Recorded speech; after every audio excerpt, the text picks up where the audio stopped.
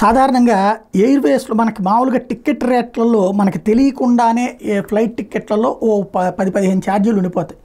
మంచినీళ్ళకి ఛార్జీలు ఉంటుంది. అందులో మధ్యలో ఏదన్నా బిళ్ళ ఇస్తే ఏది స్వీటో అంటే మన పుల్లటి బిళ్ళ ఇచ్చేది అట్లే మిగతా అవన్నీ కొనుక్కుంటాం డొమెస్టిక్లో. కాకపోతే అంతర్జాతీయ ఫ్లైట్లోకి వెళ్ళినప్పుడు కొన్ని రకాలైన ఫ్రీ ఉంటుంది, భోజనము, మందు ఇట్లాంటి. వాస్తవంగా వాటికి మన దగ్గర వసూలు చేసేది మనకు తెలియదు, భారీగానే ఉంటుంది, వందల్లో. ఇవి ఇందులోనే దాదాపుగా ఈ ఎయిర్లైన్స్ వాళ్ళకి ఒక 30-40% మిగిలిపోతుంటుంది. ఇందులో ఒక్కటి తీసేస్తే చాలు మిగిలిపోతుంది. ఒకప్పుడు ఇట్లాంటిది ఒక సర్వే చేస్తే 1987లో అమెరికన్ ఎయిర్లైన్స్ వాళ్ళంట ఈ బ్రేక్ఫాస్ట్ కిందన సలాడ్ ఇచ్చేవాళ్ళట, పళ్ళు, కూరగాయలకు సంబంధించిన ఆకులు వీటితో. దాంతోపాటుగా ఇతరత్ర కొన్ని రకాలైన తినడానికి ఇచ్చేవాళ్ళట, బ్రెడ్ గిడ్డి. ఈ ఖర్చులు పెరిగిపోతున్నాయి అన్నటువంటి సందర్భంలో ఆ ఖర్చు తగ్గించుకోవాలన్నప్పుడు ఈ సలాడ్ తీసేస్తే సరిపోతుంది.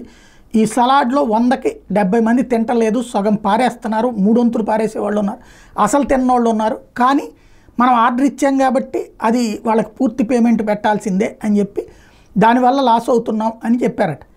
అది ఒక్కటి ఆపేస్తే 1987లో అమెరికన్ ఎయిర్లైన్స్ వాళ్ళు $40,000 ఏడాదికి మిగిలిందట.